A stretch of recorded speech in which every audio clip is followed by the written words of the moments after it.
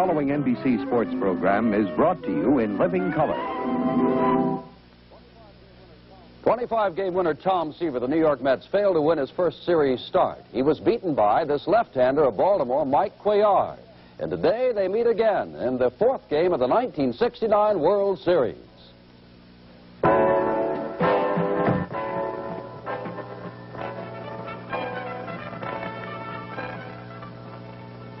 Hello from New York. I'm Jim Simpson with Sandy Koufax and Mickey Mantle. And gentlemen, I don't know whether to sit here and smile or just break down and cry. As experts, you've done a whale of a job. Baltimore, you said on Sunday. Baltimore, you said yesterday. And here are the Mets leading 2-1. I think they bought us these red jackets to kind of cover up our red faces. I don't think it's doing too good a job myself. Well, I hope the weatherman's a lot righter about these ball games than we've been. I don't think Baltimore could have two worse enemies than us two for picking them. The experts now say, so we got to, let's cover ourselves. The experts now say the Mets will win, but they weren't saying it before. The series, I mean. Well, I'm sort of glad that I picked the Mets for today, yesterday. That way I don't feel like I'm a front runner if I say it today. Well, we could spend a lot of time apologizing, but let's forget it. Let's be the experts again today and talk about yesterday and talk about what's coming up today as we'll return with more World Series report right after this message. Met fever is contagious. The entire country is fascinated by the unfolding drama of the underdog Mets more than holding their own against the powerful, highly touted Baltimore Orioles. The news media transmit a steady, rhythmic flow of glowing words and pictures to an anxious, dazzled world. The next day at Shea Stadium, everyone is still talking about Tommy Agee, including the greatest center fielder of all time, Joe DiMaggio. Well, I think they're both very fine catches. I would have to say they were comparable to the one that Willie Mays made in the 1954 World Series when the Giants were playing the Cleveland Indians.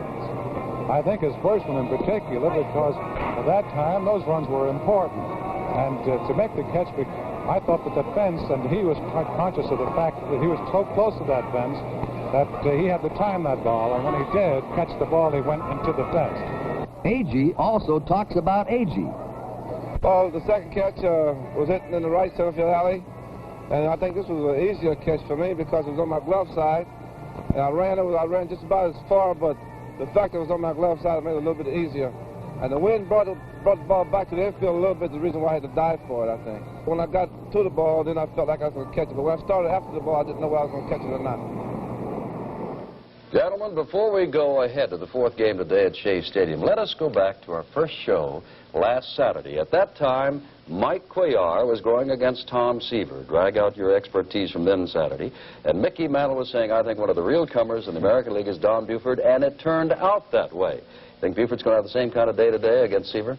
Well, I hope so. I feel kind of silly sitting here trying to predict anything right now after what's happened, but I look for Buford to come back a little bit today. I look for the whole Baltimore team to come back today. I think that they've gone just about as far as they can afford to go. If they're going to do it, they're going to have to do it right now. I remember you yesterday, Sandy, let's forget last Saturday, yesterday saying that Tom Seaver is due for a gem of a game, and you were predicting that he would have it today. Jim, I just feel this way. I think the Mets are again getting their other lineup, the right-hand hitting lineup, into the order. I like the club that played better yesterday, but I feel that Tom Seaver, whether he admits it or not, he said it didn't bother him, but being over-rested, having a week between starts, hurts a pitcher. I don't think Tom, being the kind of guy he is, wants to use that as an excuse, but I've got to feel that hurt him. He's too good a pitcher to pitch the 2 ball games he pitched, one in the playoffs and one against Baltimore. And I just feel somebody's going to find out very shortly just how good a pitcher he is, and I think it's going to be today. Well, let's not forget Mike Cuellar, who won that first game, pitched excellent ball. And I don't know if this is a factor or not, but it's cool in New York today, and Cuellar had a warm day Saturday and likes the warmth. Think it'll affect him or not? Well, I think the heat sometimes will bother a pitcher. There are some pitchers that like warmer weather. Cuellar possibly being one of them, I really don't know. But I also feel that there aren't that many screwball pitchers in the major leagues, and I think sometimes the first time a club sees one, it's even more difficult than it is normally. I don't think Cuellar is a flash in the pan, and he can only win 1 ball game, but the Mets have seen him and know him pretty well now, and it's not a question of that. To me, it's Tom Seaver. I'm of the opinion, Sandy, that you're Tom Seaver and the Mets today. First time. Yes, it is the first time. The only thing I'm worried about, yesterday, I think every Met fan in New York came up to me and said, do me a favor, don't pick them. Oh, really? They're so confident of our picks. I think they feel that we've got a jinx on anybody, but I've got to say that Tom Seaver's just too good a pitcher, and I feel like he's going to have a great ball game. All right, Mickey. Baltimore and Buford, or are you going with the Mets? Well, I'm going to stick with Cuellar. He threw 72 screwballs the other day, I think, and they didn't hurt him too bad. So if he can get 72 more of them over today, why, I think that Baltimore's still in there. I wonder if anybody knows we're hedging our bets. We got one each way. We can't be all wrong, can we? Jim Simpson with Mickey Mantle and Sandy Koufax. And stay tuned now for the fourth game of the 1969 World Series. It's just a good thing that we were off camera. Yes, sir. Mickey, I think it was a great show. You want to talk to the...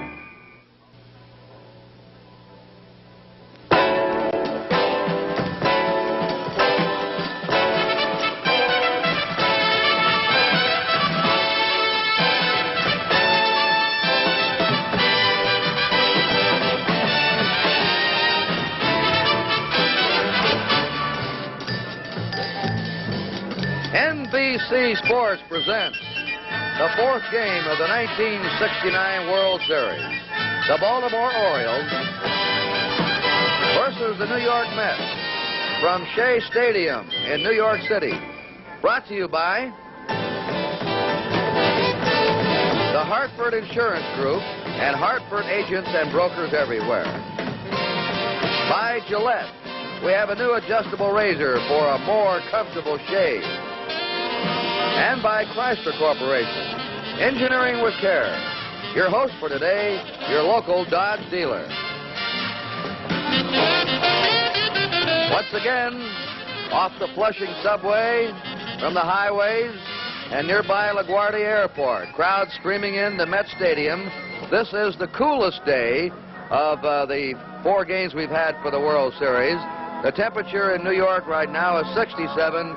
But it's a brilliant, sunshiny day, and everybody's set now to see if the Mets are going to take a commanding lead or if the Orioles are going to come back and square the World Series at 2 games apiece.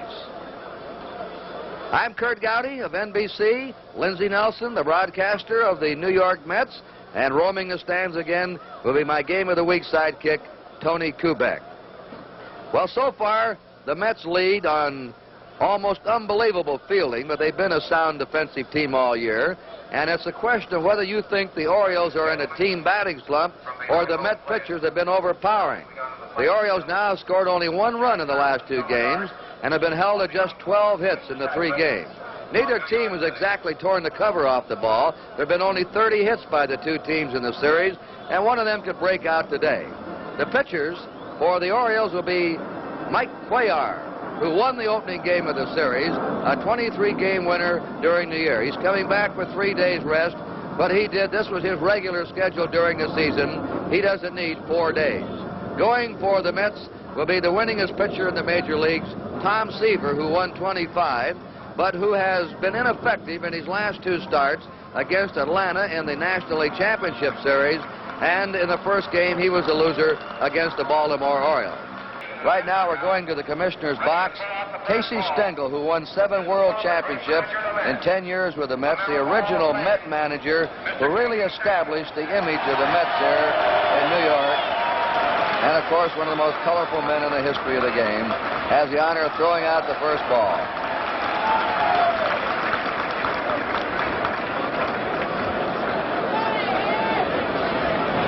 Barry Grody taking the toss. Originally, the flag was going to be at half-mast today, but I'm quoting this statement from Bowie Kuhn after a consultation with interested parties, including involved military personnel and the mayor of New York. I've decided to fly the Shea Stadium flag at full staff today. The Mets take the field.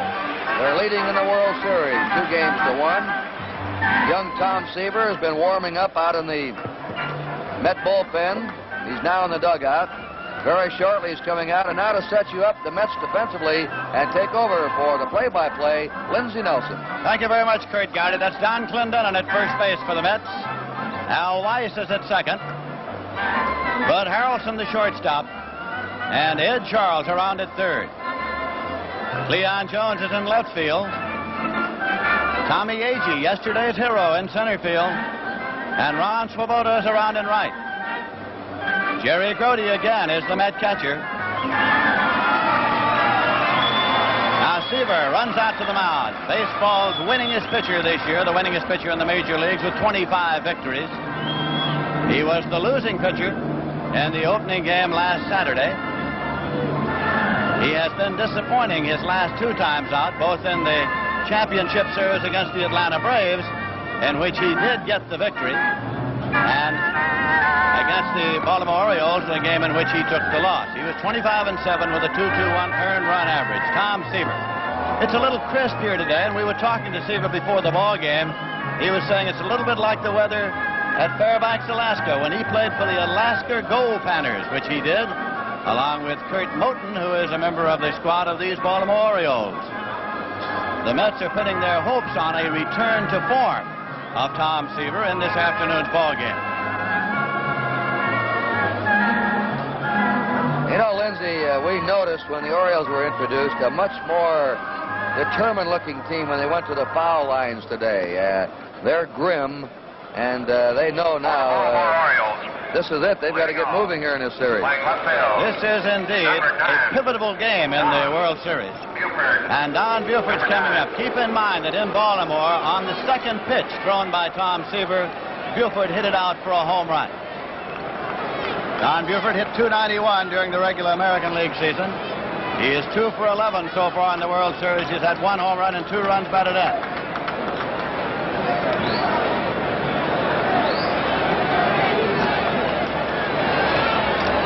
Seaver's first pitch. And it's in there for a call strike to Don Buford.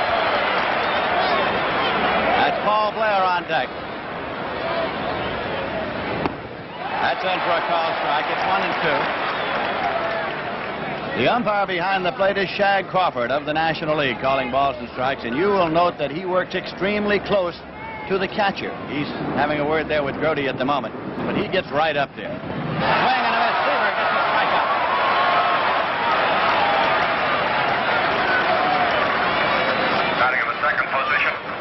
And that brings up Paul Blair. Number 6. The umpire, Shag Crawford, behind the plate. He's from the National League. Lou DeMuro of the American League at first. Big Lee Wire of the National League at second. Hank Soar of the American League at third. Frank Sikori of the National League down the left field line. Larry Knapp of the American League down the right field line. There is a base hit for Paul Blair in the center field. Agee up with it, returns it. Blair turns and holds with a single. It's into the first base hit of the ball game. Next in with coach George Stoller at first base. Right fielder, number 20, Frank. And now Frank Robinson. Batted .308 during the American League season. Robinson is 1 for 9 during this World Series. Breaking pitch, and it's hit deep to left center field, way back. Agee's at the track, and he's waiting and makes the catch. Halfway on the fly ball to left center. Blair retreats to first base. 2 men out. Boog Powell is coming up. Batting in the 4th position. Batted .304 during the American League season. He is 3 for 11 in this World Series. John Wesley Powell. This will be a 2-2 pitch to Powell. And it's in there for a call, strike 3. Struck him out. 2 strikeouts for Seaver in the inning. The side is retired with no runs, a hit, no errors, and 1 left. In the middle of the first inning, the score is Baltimore nothing, and the Mets coming to bat. The Orioles are on the field with Boog Powell at first base. Dave Robinson is at second. Mark Belanger is the shortstop. And Brooks Robinson is at third.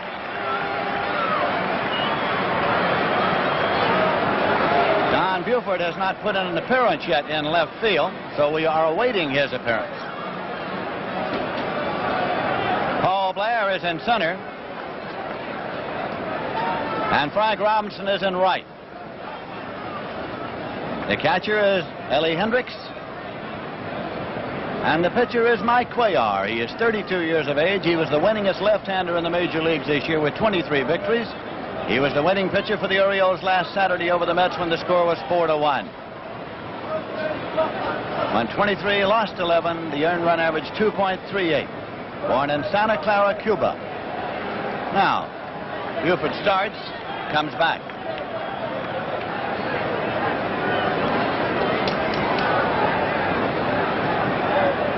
Earl Weaver, the manager, moving down to the end of the dugout to see what is the problem with his left fielder. Apparently he has a knee bandage that was not comfortable, and he is readjusting it there. You saw him reach down and start moving that knee around. He's not satisfied with it yet.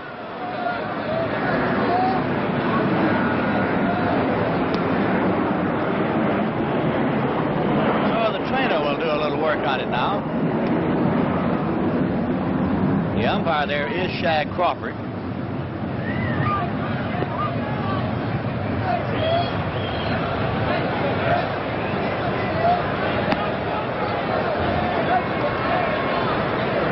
Appears to be more than just the bandage that was bothering him. Apparently it's the knee that was bothering him.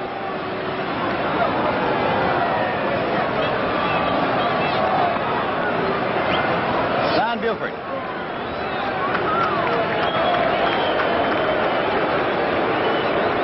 the New York Mets, leading off. Listen to the ovation Tommy Agee gets now with this PA announcement. Tommy Agee.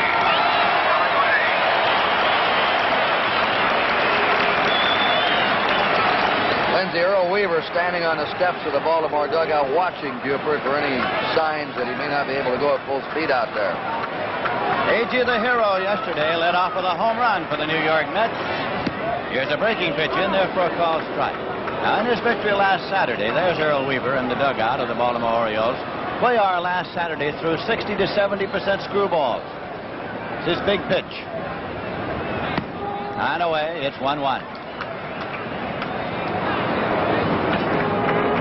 Agee hit .271 during the regular season. He's had only one hit in this World Series, but it was a big one. A leadoff home run yesterday. Breaking pitch it on the ground to third. Brooks Robinson with a big hop. Cross to Boog Powell, and Agee is out. That will bring up the Mets shortstop, Bud Harrelson, who is a switch hitter. Playing shortstop, number 3. He is 2 for 9 in the World Series so far. Number 3. This game is authorized under television rights granted by Major League Baseball solely for the entertainment of our audience. Any publication, reproduction, retransmission, or other use of the pictures, descriptions, and accounts of this game without the express written consent of the Commissioner of Baseball is prohibited. There's a base hit. In the left field, Buford comes up with it. Harrelson turns and holds with the first Met base hit. A single to left. He checks in with Yogi Berra. Number 21. Leon Jones is the batter. Jones batted .340 during the National League season. He led the National League at that for much of the year. In this World Series, he's had one hit. He is 1 for 12. Now the Met fans start a chant of "Let's go Mets."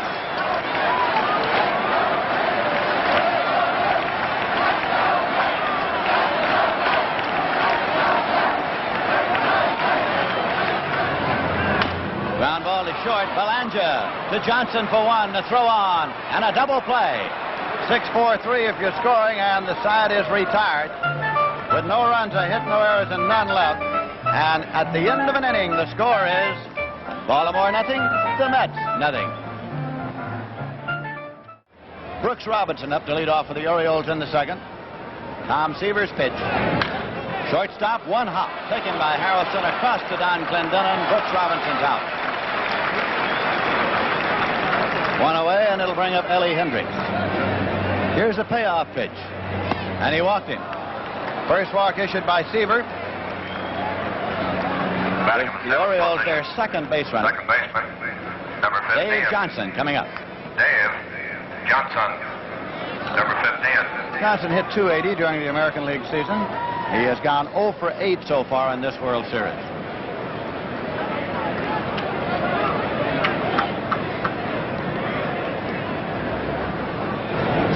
Ground ball to short. Harrelson goes back to Weiss from the relay to first. Not in time. He beat the relay despite the big stretch by Don Clendenin. So the force play makes it 2 away, and Mark Belanger will be coming up. He tried to pull that ball. It was an outside pitch. Batting in the 8th position. Big hop. Harrelson gets rid of it quickly. Number 7. Johnson went down the line, got a good break from home plate. Number 7. And going in there hard, of course, with Hendricks to help bother the throw. But Johnson across and safe.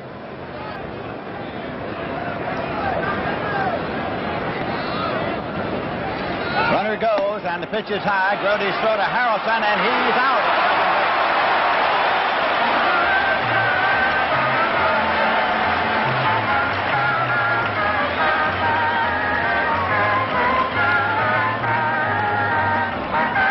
This is Johnson going. He's going against a strong arm in Jerry Grote. It was a high throw, but had enough on it. Harrelson down there, and let the runner tag himself out.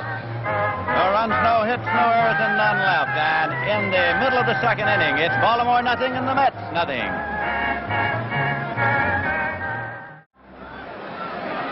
Batting in the 4th position. First baseman. Number 22. Lindsay and I were just chatting here about Jerry Grote. Gil Hodges said his arm is just a shade behind Johnny Bench's, Lindsay. The coaches now, Eddie Yost at third for the Mets, and Yogi Berra on the lines at first. And Don Clendenin is up to lead off, facing screwballer Mike Cuellar. That's in for a called strike. 0-2 now to Clendenin.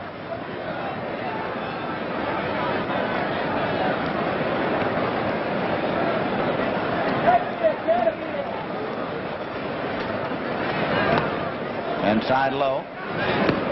Missed low and away, so it's 2-2. It's out full at 3-2 now to Clendenin.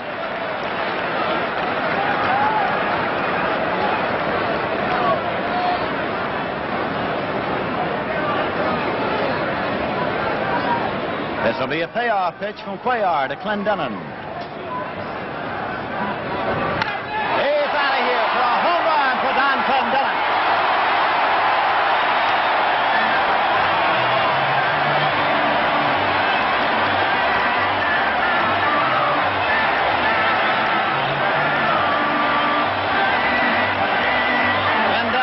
Second home run of this World Series pushed the Mets to a 1-0 lead. Watch, this is either a screwball or a breaking pitch that didn't act up. Right out over the plate for him. Clendenin, full power behind it. And lashed that one right out. In the second inning, Cuellar faces Don Clendenin, a key man in the Mets' pennant drive. Clendenin swings and rockets one into the Baltimore bullpen, and for the third straight game, the Mets lead 1-0. This is Clendenin's second home run of the series, and before it's over, he's to hit another, setting a record for a 5-game World Series. Don Clendenin.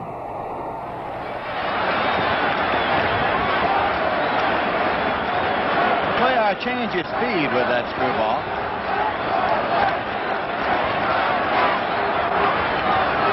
Ground ball to deep short. Big hop for Belanger. Long throw across to Powell, and Swoboda's out. 1 away.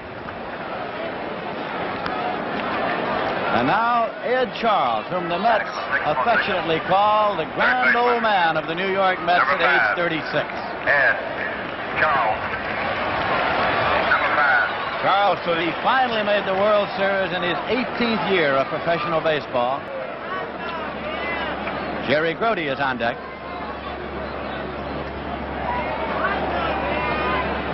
1-1 delivery. One hop to short. Belanger across to Boog. Powell and Charles is out. 2 away. These last 2 outs, the Mets have hit the ball sharply, hard, right at Belanger, and they're putting more wood on the ball than they did in the opening game they faced Cuellar. Jerry Grote hit .252 for the season, 1 for 4 in this World Series.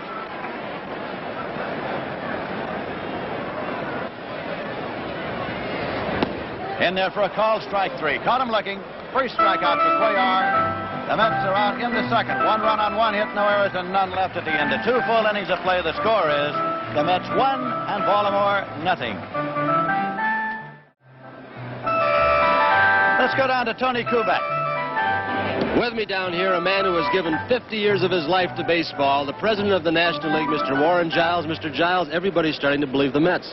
Oh, I believe in them. I tell you, they have what they call going for them, something of togetherness or something, cohesion. Whatever it is, it's great. It's just wonderful for baseball that a New York team, the Cinderella team, really can do this thing and get into this World's Classic. See, I'm kind of proud of this cap. I'm going to put that on, that NBC cap there. Our people are going to be proud of you, too. Good deal. Thank you, Mr. Giles. We appreciate you being here. It's wonderful being here. Let's go on upstairs. Mike Belanger takes a pitch high and tight for ball one. He was at the plate when Johnson was thrown out at second in the second inning. So it's Belanger's first time up. Tom Seaver with the pitch. Changes speed, gets it in there for a call strike. Breaking pitch, it's 1-1. And now Shag Crawford has turned and pointed the finger. And Crawford moves on over toward the dugout. And that's Earl Weaver, the manager of the Baltimore Orioles, coming out now. Shag Crawford calling balls and strikes here today. And Weaver's just behind him as he moves back. And he's out of the ball game. Earl Weaver has been thrown out of this World Series. Their gesture is repeated.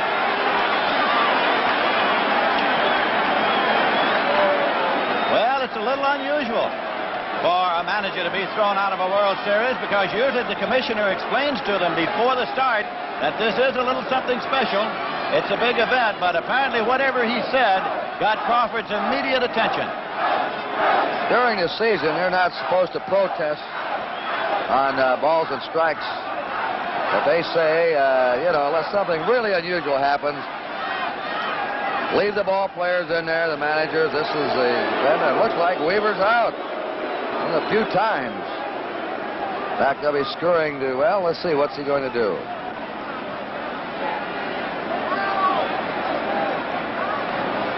He's gone. He's down the dugout and gone. Down the runway and into the locker room. And the pitch is high and away and out of Belanger. Weaver's out of this ball game.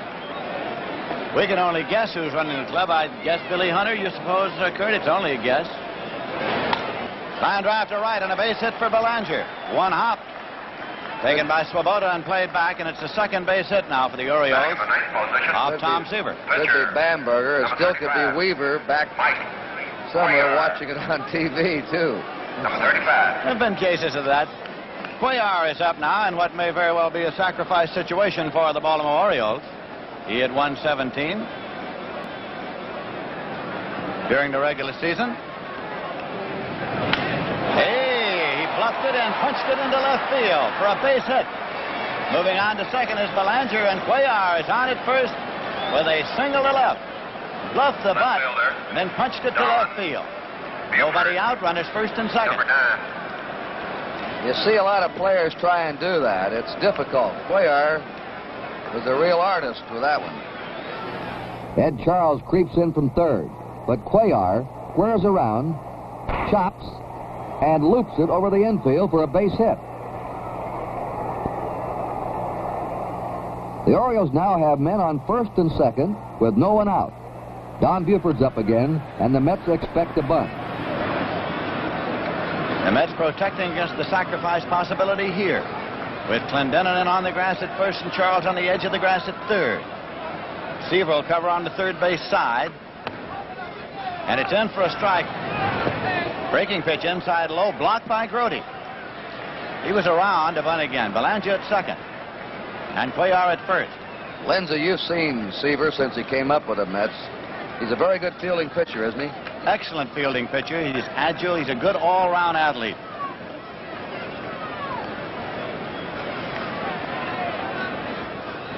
This will be a 1-1 pitch to Don Buford.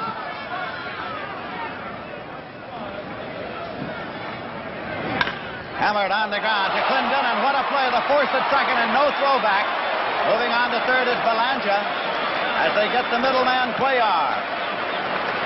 That ball came within a millimeter of being bounced over the head of Clendenin at first base. He was way in on the edge of the grass. So now runners at first and third, one man out, and Paul Blair coming up. Ball is bunted up into the air, and Seaver lets it drop. Now goes to first, and now they have a shot, but no throw at second. Seaver purposely let the ball drop to see if he had a possible shot at a double play. Decided he'd better hustle it over to first, and then no throw was made to second on Buford. 2 men out, runners at second and third. Belanger holds third. 2 outs, and Frank Robinson up. And it's popped up foul to the right side and playable to Don Clendenin. Side is out. It is no run. 2 hits, no errors, and 2 left. And in the middle of the third inning, the score is the Mets 1 and the Orioles nothing. The umpires now enter the drama. Manager Earl Weaver disputes a called strike from the Baltimore bench. Jag Crawford, the plate umpire, has a few things to say to Earl Weaver with gestures. When Weaver follows Crawford to the plate, reportedly to ask him, "What did you say?" he becomes the first manager to get thrown out of a World Series game in 34 years.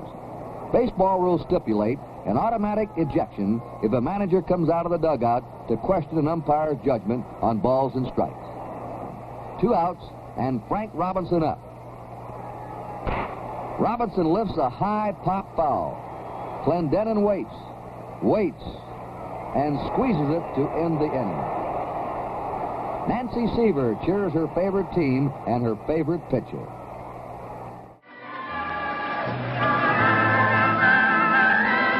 Earl Weaver was given the heave-ho sign, it looked like, from umpire Shag Crawford. We cannot find him in the dugout. There's some question along the press that he is officially out of the game. And many of the old-timers who've covered World Series for years cannot ever remember a manager being ejected from a World Series game. Al Weiss is up, and he takes it in there for strike 1.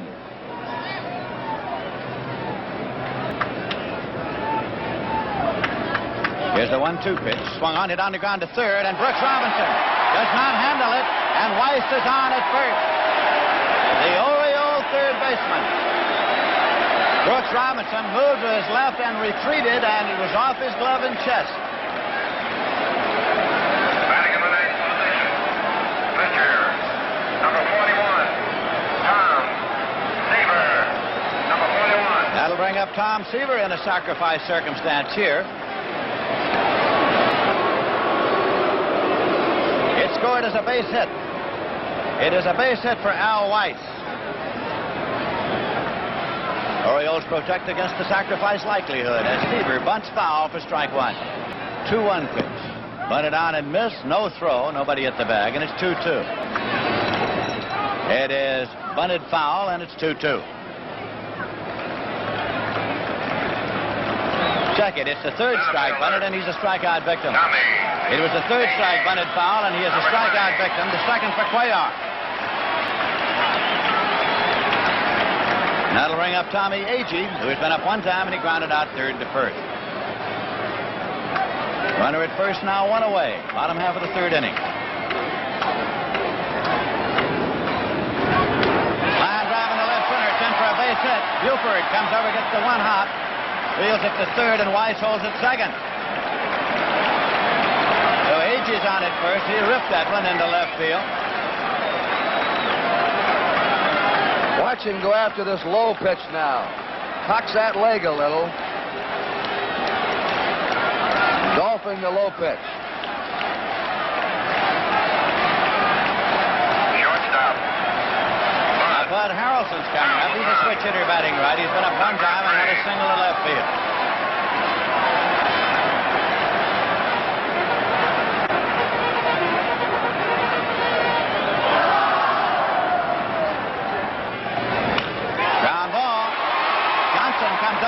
Makes the play to Boog Powell just in time to get Harrelson. Runners moving up.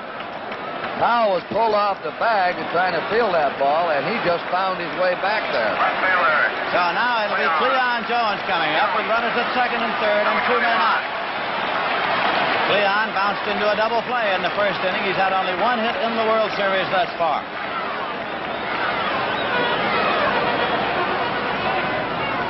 Mike Cuellar.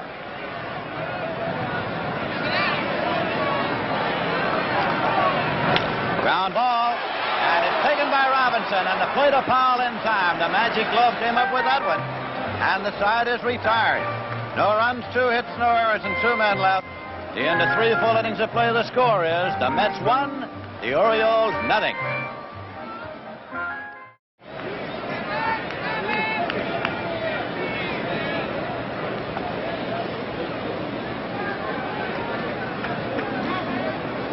Brooks Robinson there on deck. Curveball hit on the ground to second. It's taken by Weiss, and can Clendenon get back? He can, and if he couldn't have, Seaver was there. 1 away. Third baseman. Watch Joe Garagiola each morning on the Today Show as he brings you highlights of the World Series and talks with stars of each game. That's a great way to start the day, Monday through Friday at 7 a.m. Brooks Robinson, then up 1 time, grounded out short to first.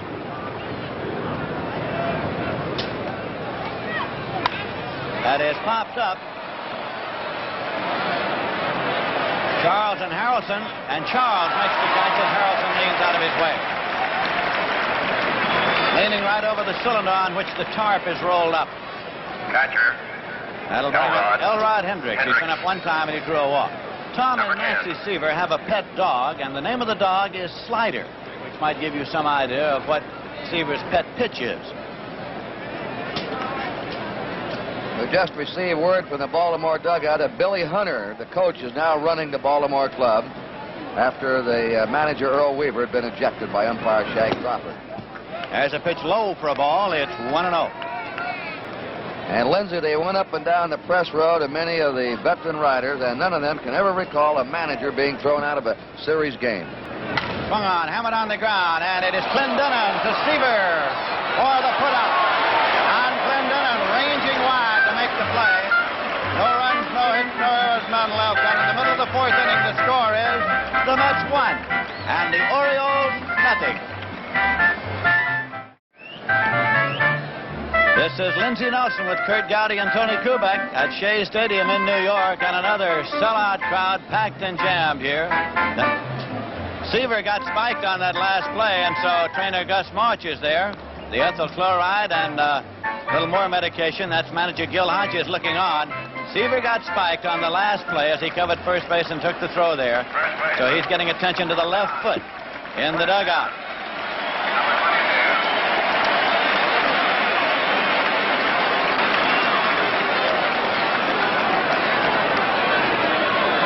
It's Clendenon up now. He had a home run earlier that provided the only run in this ballgame. Swings and misses. During the season, only 4 of Clendenon's 12 home runs for the Mets were hit here at Shea Stadium.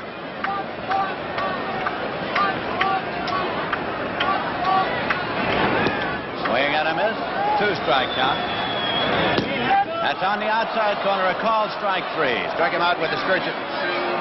Here's Seaver now. Watch him as the play is made there. Run. He gets spiked right there. Right there. Since the Atlanta Braves started no left-handers against the Mets in the championship series, the Mets used their left-handed batting order for the 3 games in which they swept the Atlanta Braves for the National League pennant. There's a base hit up the middle now for Ron Swoboda. Punched it on the ground. Blair returns it, and Swoboda is on. Third baseman. That is hit number 5 for the Mets off Cuellar, and brings up Ed Charles. Number 5. At 1 time, grounded out short to first.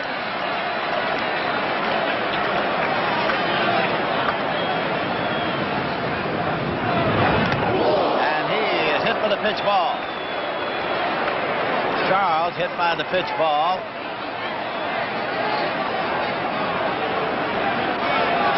Tried to get out of the way with that fastball. Rode right out into him. And Charles now looks like he was hit on the finger. Gus Moss, the Met trainer, Gil Hodges with his back to the manager. Suddenly the Mets have come up with a couple of injuries. Their pitcher Seaver's been spiked, now their third baseman. So on the check swing by Charles, the ball glanced off the bat, then according to Crawford, hit Charles on the hand. So it's simply a foul, 6 strike. 1 ball, 1 strike to Charles.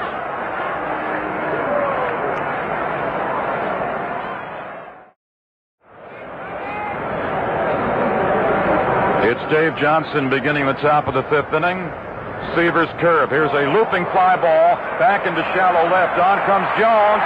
Makes a diving catch in left field. Leon Jones has just made the fielding gem of this ball game. A looping fly ball and a tough play for Jones. Charged in, put the glove down right on top of the grass and held onto it right in the fingertip. And he did not trap it. He held onto it. So Johnson has been retired on a fabulous catch by Jones. And the batter is Mark Belanger, another right-hand cutter. He's curved and he bunts in front of the plate. Picked up by Grody. Throws in time to first base. Belanger tried to bunt his way on. Bunted towards the first base foul line about 8 feet away from home plate. Grody charged out, smothered the bunt, and has thrown out Belanger for out number 2. Mike Cuellar. So the scrappy Grody made the alert pickup and the strong toss. 2 gone, and the batter will be Mike Cuellar. 2-2 from Seaver. Swing and a miss on a fastball. And Seaver has his second straight 1-2-3 inning. At the end of 4.5 innings of play in Game 4, New York 1, Baltimore nothing. Jerry Grody is leading off the bottom of the 5th inning, and to tell you all about it, with pleasure, here is Jim Simpson. Thank you, Bill O'Donnell. We are ready. Back again with the fastball, and Grody strikes out for the second time, this time swinging, and that's the 5th strikeout for Mike Cuellar. Cuellar, taking a long time, looking at his catcher Hendricks, is now ready and throws. Ground ball between the third baseman and shortstop, fielded by Buford, and Al Weiss is now 4 for 6 on the series and 2 for 2 in this game. Pitcher, Tom Seaver. 1-1. Seaver still to swing. The Belanger has a chance for the double play. Scoops it to Johnson. Johnson back to first. 2 down. And third double play in the game for the Orioles. And they just nipped Seaver at first base. Seaver and Yogi Berra thought that Seaver had her beaten out. No runs, 1 hit, no errors, nobody left. At the end of 5 innings, it's New York 1 and Baltimore nothing. Left fielder, Don Buford. Number 9. Sounding ball to Clendenin. The plate of Seaver covering. Run down. The Orioles have had just 3 hits today. They had 4 yesterday and 2 Center fielder, last Sunday in Baltimore. Paul Blair has singled. Number 6. And been thrown out by the pitcher. 3-0 to Paul Blair.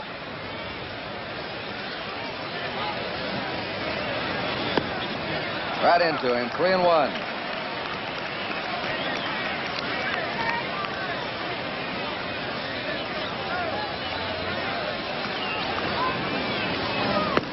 Ball 4. That's the second walk given up by Tom Seaver. Frank Robinson's fly to center, fouled out. Frank now's had 1 hit out of 11.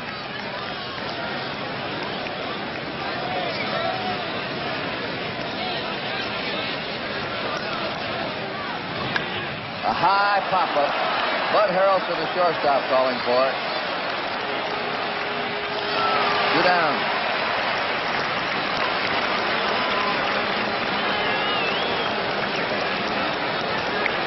John Powell has taken a call for a strike and grounded out. He's had 3 out of 13. They've all been singles. Blair starts. Powell hits a high fly in the left center. Agee calling for the ball, and the Orioles are gone in the 6th. No runs, no hits, no errors, 1 left. At the end of 5.5, New York 1 and Baltimore nothing.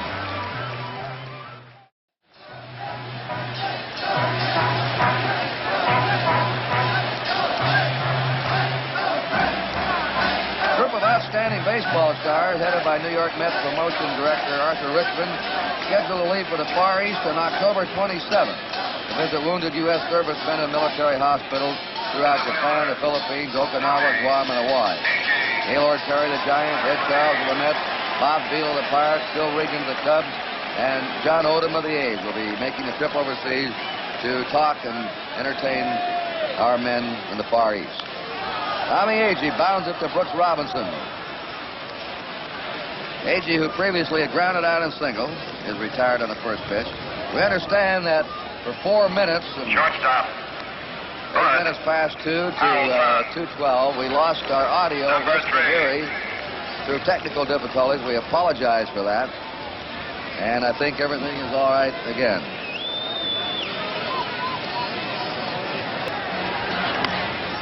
Little pop-up.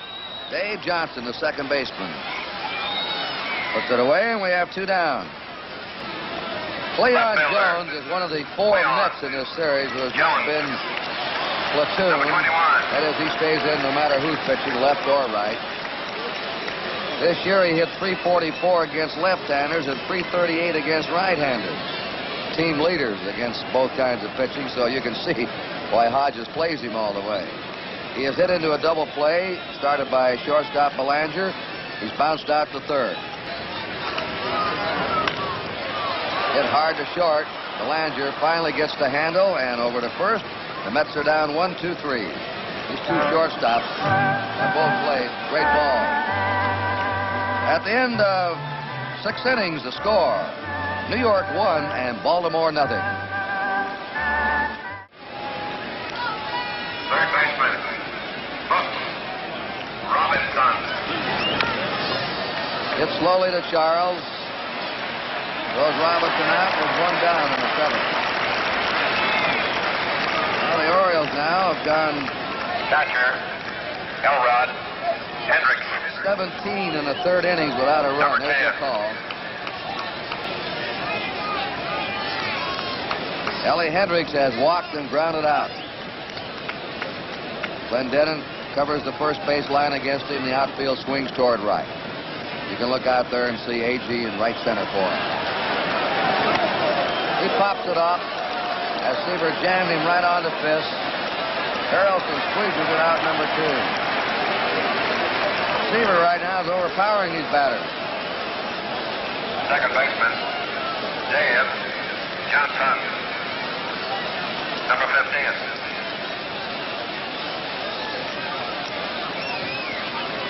Dave Johnson looking for his first World Series hit. In 69 has gone 0 for 8 coming into today's force play, and he's flied out to left. Nothing at 1 to him. Like a slider hit that corner, nothing at 2. Blew it right by him. An overpowering inning for Tom Seaver. At the end of 6 1/2 innings, it's New York 1 and Baltimore nothing. Let's get down to the old Yankee flash, Tony Kubek. With me, one of baseball's all-time greats, Stan Musial. And Stanley, that Seaver looks like he's getting loosened up. Yes, he is. His control is a lot better now. He's throwing much harder, so he's pitching very well. Stan Musial, thank you so much. I appreciate you coming on for this short period. Very good, fine. Thank you very much. Well, the fans set back down after the Mets 7th inning stretch, and Don Glendenon has strike 1 on it. He hit a home run, the only run of this game. That came in the 2nd. He struck out in the 4th. Nothing at 2. He had tagged Cuellar for 2 hits in the opening game of the series. Cuellar is pitching him a little bit differently now. Down low, a lot of breaking stuff.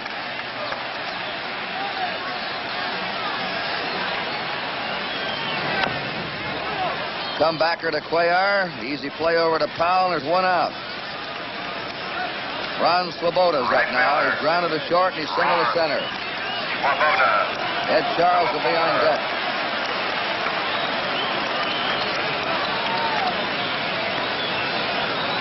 One run, 6 hits for the Mets. No runs, 3 hits for the Orioles. Hit a curveball to left field. Buford back in. Swoboda's on. That's base hit number 7 for the Mets. Third baseman, Ed Charles, number 5. Ed Charles has grounded out and struck out.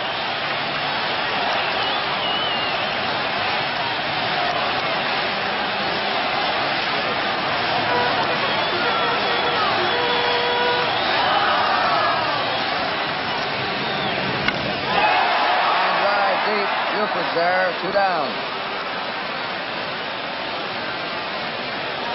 Outside of Clendenin's home run, that's been the hardest hit ball of the game. Number 15. Gary Grody has struck out twice.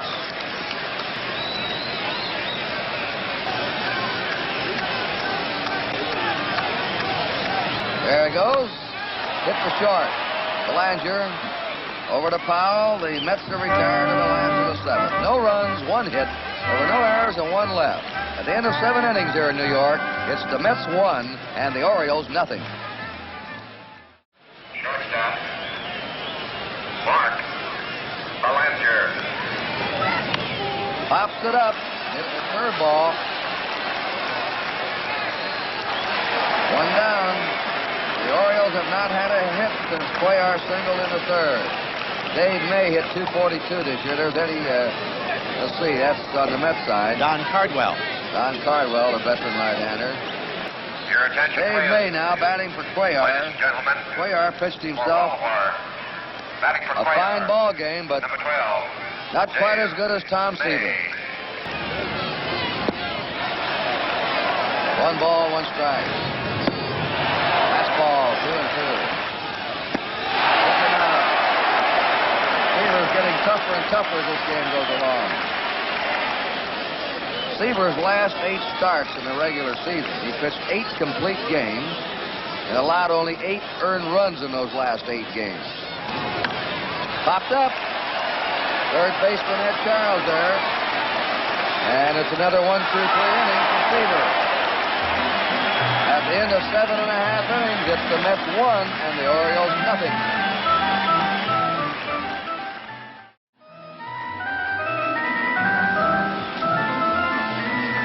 Once again, Tony Quebec. Thank you, Kurt. Lindsay, with me down here, the manager of the St. Louis Cardinals, Red Shaney's. And, Red, I'm trying to think of a pitching staff that I've seen in a good many years that can throw as hard as this Mets staff. Well, like everybody says, good pitching will stop good hitting, and so far the Mets pitchers have been doing a real good job. And Seavers hadn't been pitching as well lately as he had been in the beginning of the year and all year. But today, after the 4th and 5th inning, he looked like his coordination and he's real steady right now, and he's really firing the ball right now. Well, Red, you know, it looks like here's a fellow that pitched almost 300 innings during the season. You think Seaver's arm could be a little bit tired? I don't think he's that tired because they usually use practically a 5-man rotation all year, so he couldn't be too tired. But he's in the groove right now and throwing well. Red, have you seen much of the Oriole ball club? How do they impress you? Well, they got a terrific ball club with that guy at third base. Their whole infield, the outfield, good hitting, good defense, and their pitching is good. But like you get good pitching against another good ball club, and it depends on all pitching, and so far it's the Mets. Red Shaney's, thank you so much. Incidentally, good luck next year. Thank you. Thank you so much, Red Shaney's. Let's go on back upstairs.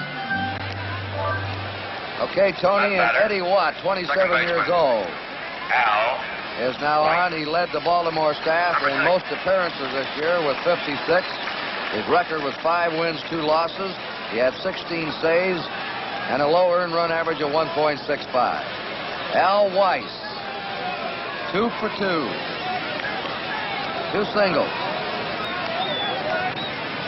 Straight away for Weiss and not too deep.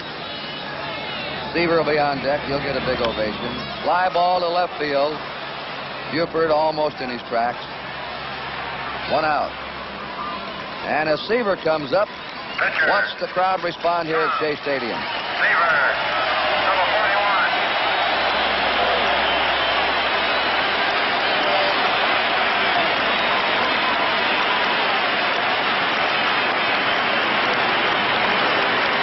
Well, that's the sort of thing that happens all year long here at Shea, where the fans became famous before the team did. Kurt, they believe in lavishing praise on their very own, and Seaver's been their very special pet. Strike. He struck out, hit into a double play. Isn't he the one that really set the pattern that we can be a winner someday here? Absolutely. It was his conduct and his belief. Dave Johnson, the second baseman, handles Seaver's grounder, who just trots it out and tries to conserve his energy for the top of the 9th. Now the top of the order, and Tom Agee grounded out, single, and grounded out. And speaking of the top of the 9th, as Agee will move up. Fielder. The Orioles will have Blair, Frank Robinson, and Booth Powell. Number 20. As Seaver will have to get the big boys in the Baltimore lineup out again.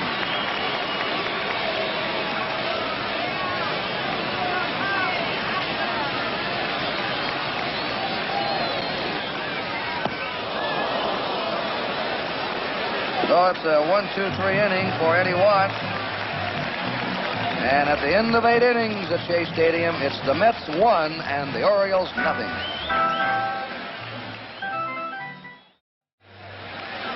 The Orioles' last chance, the 9th inning. Paul Blair, Frank Robinson, and Booth Powell. Let's give a little tip of the hat today, Lindsay, to Mike Cuellar, who pitched 7 innings, 7 hits, 1 run, the home run by Clendenin. Didn't walk a batter, struck out 4. Great performance. Tom Seaver strikes the knee. Seaver curves strike 2. He has been getting sharper and sharper as this game has gone on. He's retired 8 in a row. 18 of the last 19 batters.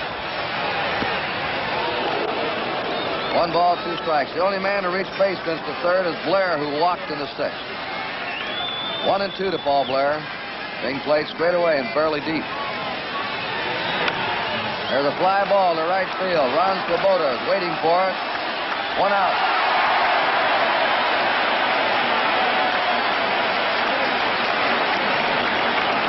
Frank Robinson. Right fielder. And Booth Powell. Frank Robinson. Either one of these men with 1 swing of the bat could tie this game. That's Nancy Seaver. She gets a little emotionally involved in these things, Kurt, and she always sits in that seat when Tom is pitching. Outside of Robinson, ball 1. A handsome young couple. They are indeed. Robinson's fly to center, fouled out, and popped up. There's Booth Powell on deck.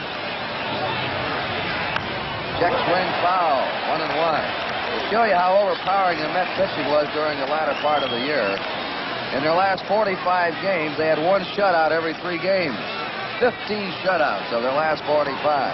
They went over 800 batters faced their pitching, and not one got a home run in one streak. 1-1 pitch. Ball 2 to Robinson, 2-1.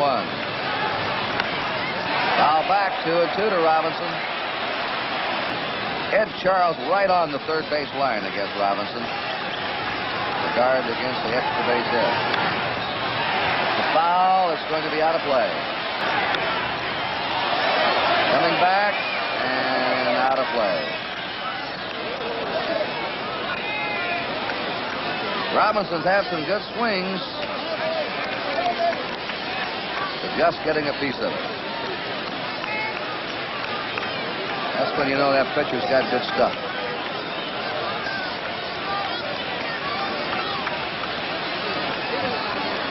Seaver reminds you a lot of Robin Roberts in his prime. The 2-2 delivery. Base hit to left field by Frank Robinson. Fumbled momentarily. Robinson is holding, though. So the Orioles have the tying run on now in the top of the 9th. And Booth Powell, the batter. There's the first hit for the Orioles since the 3rd. Frank Robinson is up with 1 out. Robinson singles to left. Now the meat of the Birds' batting order is coming up. They're deep and about 3 steps to right for Powell. He can hit the power to left center also. Change up. Pounding ball into right field. Robinson will come to 3rd.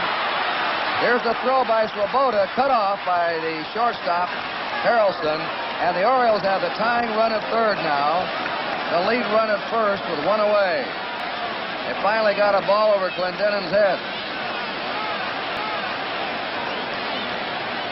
Gil Hodges, never showing much emotion, finally is excited and gets up. That's Jerry Kuzman there just beside him. Will be starting tomorrow. Here comes Gil.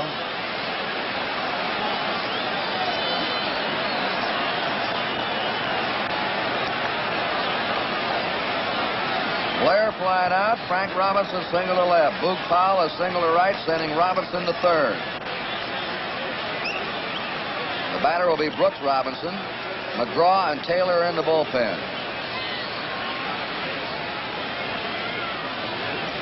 Leaving him in. There's Taylor, the right-hander, McGraw, the left-hander.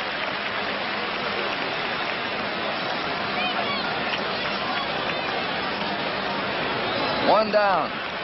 Fly ball to tie it up for the Orioles. Nancy Seaver.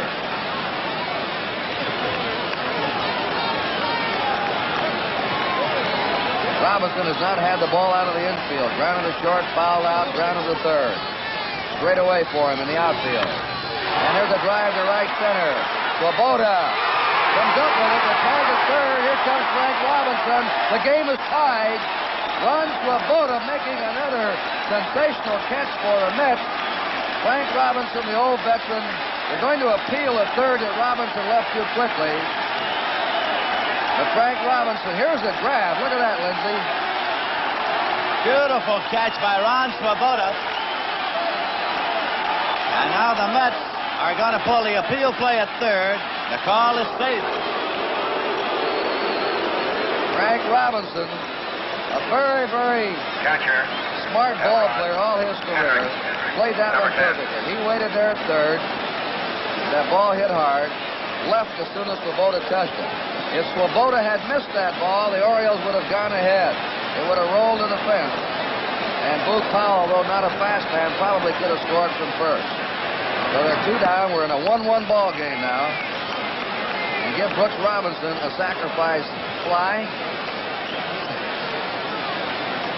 The last 3 men in a row now have tagged Seaver.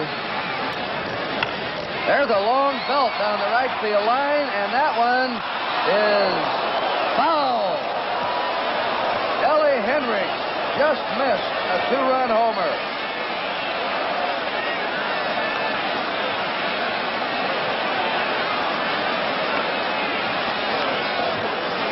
And these Mets fans are oohing and awing now. I believe Seaver is too, and there is Hodges.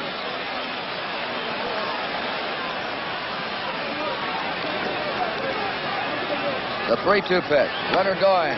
A drive out into right field. Swoboda's over there, flags it down. 1 run for the Orioles. 2 hits. No errors. 1 left. At the end of 8 1/2, the game is now tied 1-1. The Orioles now have runners on first and third with only 1 out. Up steps Brooks Robinson. You may not believe what you're about to see. It is probably the most incredible catch in World Series history. Watch the right fielder, Ron Swoboda.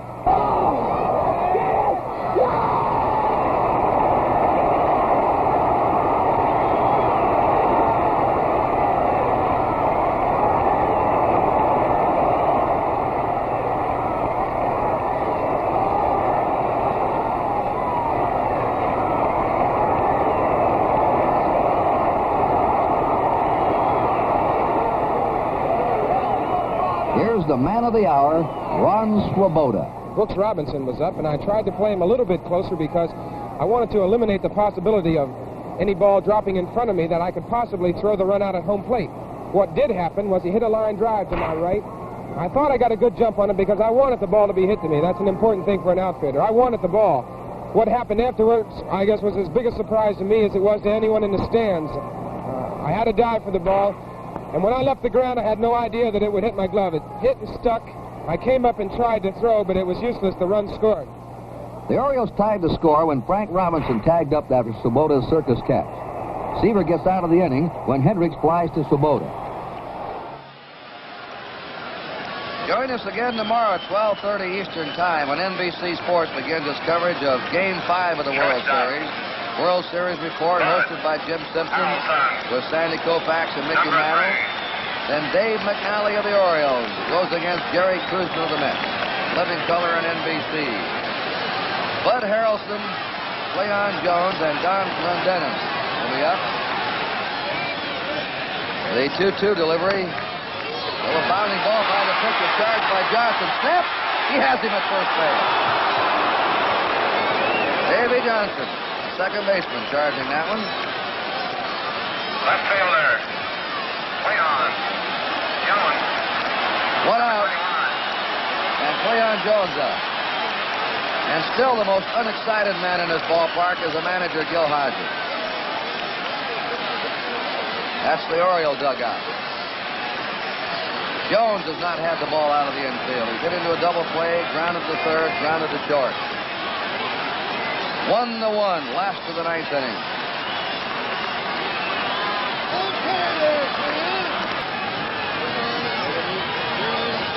Two-one pitch. Ground ball into left field, and the Mets now have the winning run at first. Buford's back into Davy Johnson. First baseman, Don Clendenon. Don Clendenon, the batter.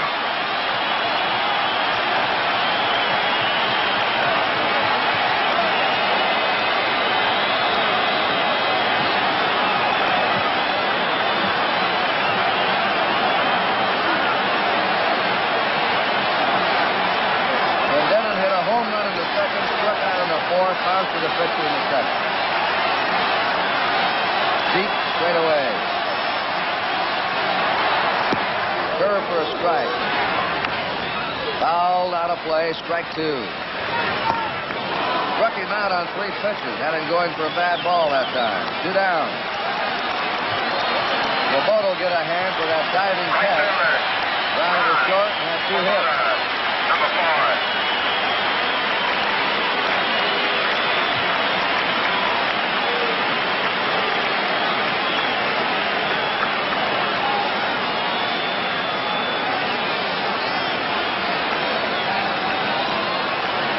Leon Jones at first stole 16 bases during the season. They're 2 down.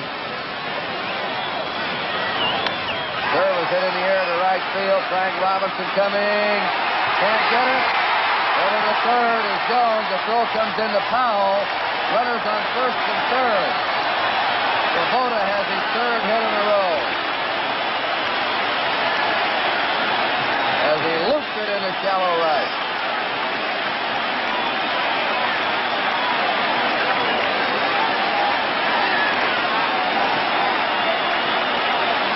Shamsky now is coming out to bat for Ed Charles.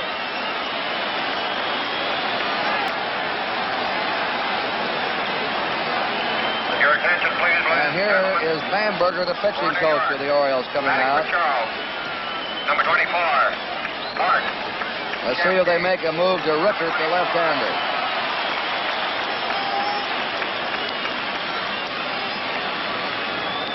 Now they're calling Boog Powell over. The Mets now have the winning run at third in Cleon Jones. He's the man that counts. Roboto's at first. They're 2 down. The game tied 1-1 in the last of the ninth. Shamsky hit 300 this year, had 14 homers. He tore the Braves up. He had 7 out of 13 against the Braves in the National League Championship Series. Watt is staying in.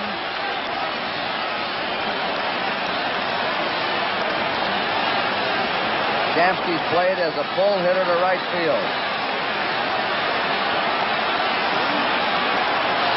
And a little seat squirming time right here at Shea Stadium.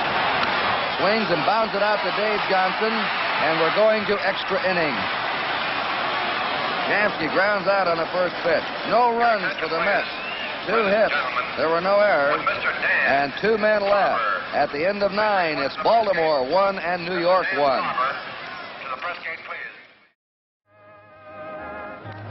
Tonight at 11:30 Eastern Time, NBC News presents A Day in October. What does it mean? A 90-minute program evaluating today's Vietnam moratorium. Frank McGee, John Chancellor, and Edward Newman will join other NBC correspondents. Tonight at 11:30 on NBC, and right now at 3:19 New York time, we're going to the 10th inning at Shea Stadium. And to tell you about the 10th inning, Lindsey Nelson.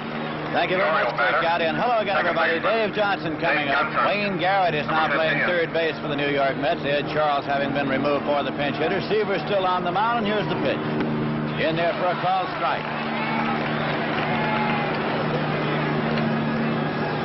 Seaver has been in here all the way. He struck out 5 and walked 2.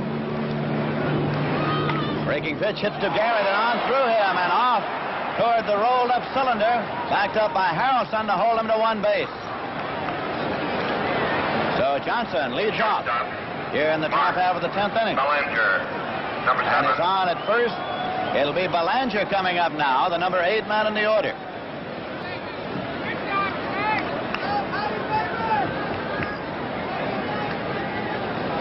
We're in extra innings here at Shea Stadium in New York.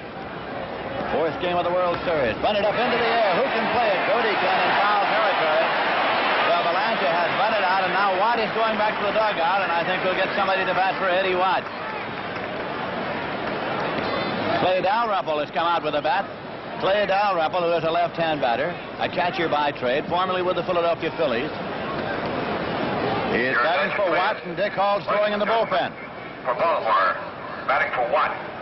Number 3. The last extra inning game before today in the World Series was the 5th game of the 1964 World Series. St. Louis won it 5-2 at Yankee Stadium in 10 innings. Line in the center field for a base hit for the Orioles. Agee one-hops the ball. Johnson holds it second. Agee returns it. Dalrymple's on there. Runners at first and second. One man out, and Don Buford coming up. Score tied 1-1. The Orioles are batting in the top half of the 10th inning. And here comes pitching coach Rube Walker to the mound for a word with Seaver. The bullpen is busy. Ron Taylor and Tug McGraw, right-hander and left-hander, in double barrel action in the Met bullpen. There they are.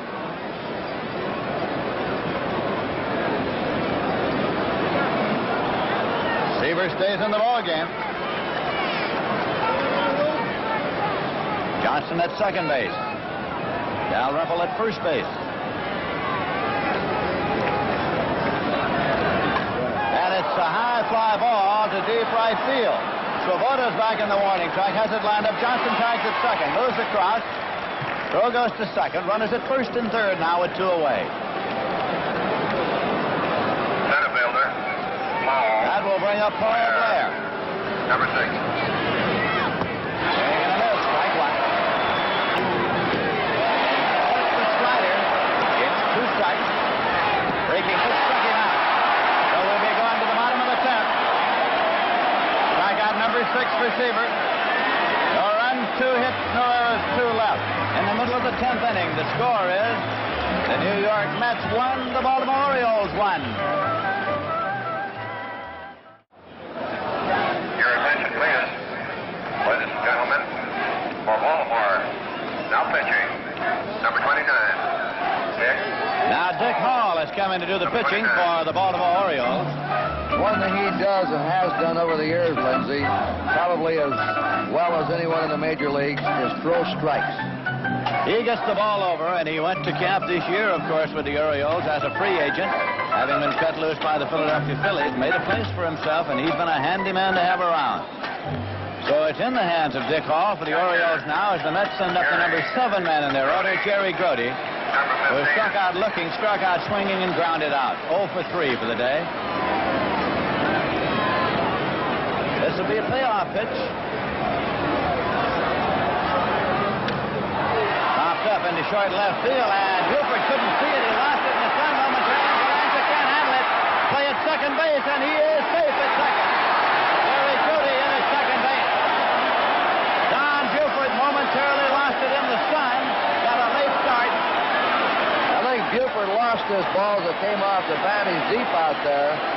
Look how far Belanger's going out. Now, here comes Buford breaking. If Belanger had caught this one, it would have been about as deep as you've ever seen a shortstop go out for a pop-up. Here's a throw in. Grody's in there. The Mets have the winning run. Now at second base, and we're going to have a pinch run. Rod Gasper coming in to run for Grody. As the Mets make a bid to win it here in the bottom half of the 10th inning, it is Gasper running for Grody. Nobody out, and Al Weiss is coming up. For New York, at second base, running for Grody, number 17, Rod Gasper. Eddie Yost talking to Al Weiss. You'll recall that it was Al Weiss who delivered the winning RBI in Sunday's game for the New York Mets, the 2-1 contest. Now, he's the number 8 man in the order. First base is open, nobody out, and pitcher Tom Seaver scheduled up next. So let's see what kind of a move that the Orioles make. The acting manager is Billy Hunter. In the 3rd inning, manager Earl Weaver was ejected by umpire Shag Crawford. They're going to put him on this time. Weiss is being intentionally walked. Pete Rickard and Jim Harden throwing in the bullpen for the Baltimore Orioles. They're going to put Weiss on and see if Gil Hodges makes a move here. Gil might very well leave Seaver in there and let him go to the sacrifice.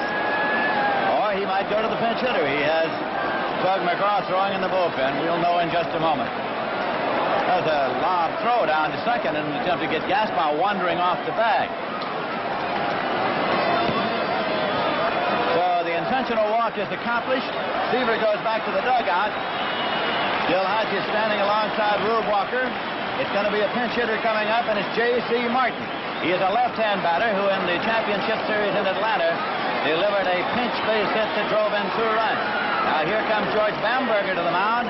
The guess is that the Orioles will go to their left-hander, Pete Rickard. Your attention, please. Martin will bat for Seaver. Ladies and gentlemen, for New York, batting for Seaver, number 9. Bamberger, J.C. who still makes his home, by the way, at Staten Island here in New York. Talking it over. There's Rickard looking in. Jim Harden's the right-hander. Rickard's the left-hander. He's saying, do you want me?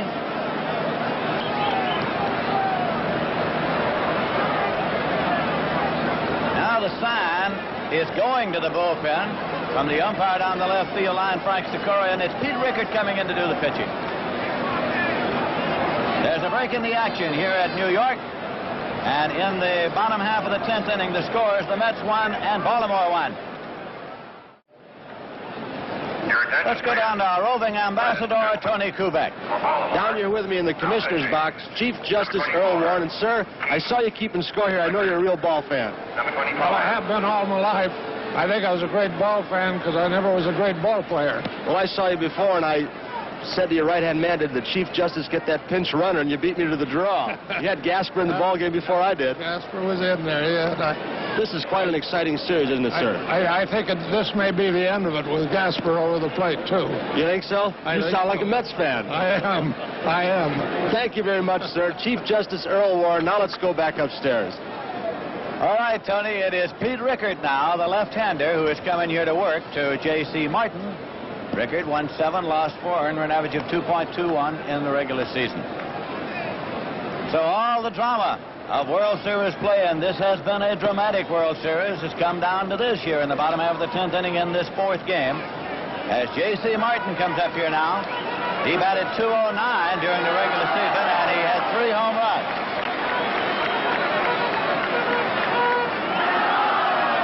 Pete Rickard will be 30 years of age on October 29th. He was born in Floral Park, New York, and said he doesn't think anybody there still remembers him. Runners at first and second, nobody out. Tommy Agee on deck. He squares to bunt. Bunts the ball, a good one. It's taken now by Rickard, close to first. That hit him in the back. Here comes the winning run. The ball is in play. The Mets win the ball game. The Mets win the ball game by a score of 2-1 as the throw hit Martin in the back. It was in play off in short right field, and pinch runner Gaspar scored from second, and the New York Mets won it in the bottom half of the 10th inning. Nancy Seaver getting congratulations all around. Her husband Tom gets credit for the victory.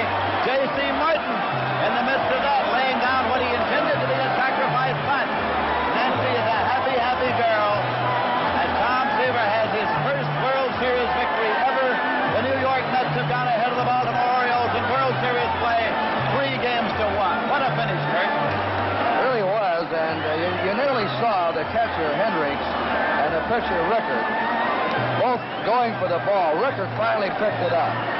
He fired at Dave Johnson. And watch this now. Watch this. I don't know where you can see the velocity in this throw. A very tough throw to handle. Fired in hard to Davy Johnson. And the ball caroms away from his glove and is rolling out now toward the right side of the infield. And then scampering across the plate here comes Rod Gasper with a winning run. And the Mets have done it again. A sensational catch by Swoboda saved them in the top of the ninth. The Orioles had battled back to tie it. Swoboda made a diving grab off the bat of Brooks Robinson that could have gone through to the wall to score 2 runs. That's been scored as an error by Pete Rickert, by the way. And so the Mets win it 2-1 and now have a commanding 3-1 lead. Right now, let's quickly go down to Tony Kubek. With me on the field, today's winning pitcher and a heck of a ball game, Tom Seaver.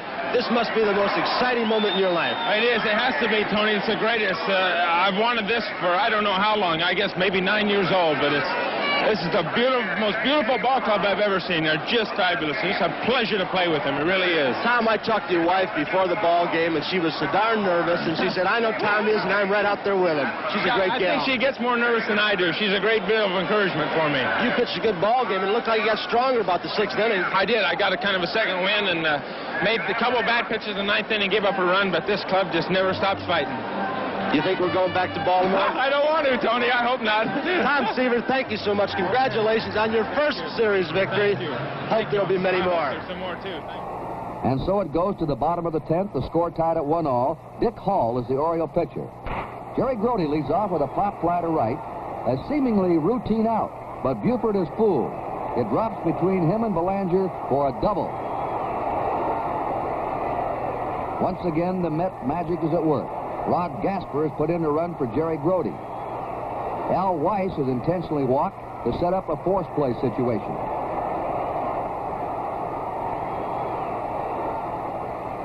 When J.C. Martin is sent up to bat for Seaver, the Orioles change to a left-handed pitcher, Pete Reichert.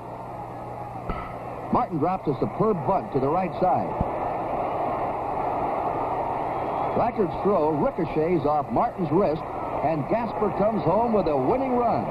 The Mets win it 2-1 and lead 3-1. This game-ending play produced a delayed controversy. Was it interference? Even though stop-action footage shows that J.C. Martin was in fair territory when hit, it was not ruled interference because, in the judgment of the home plate umpire, Martin did not intentionally interfere with the play.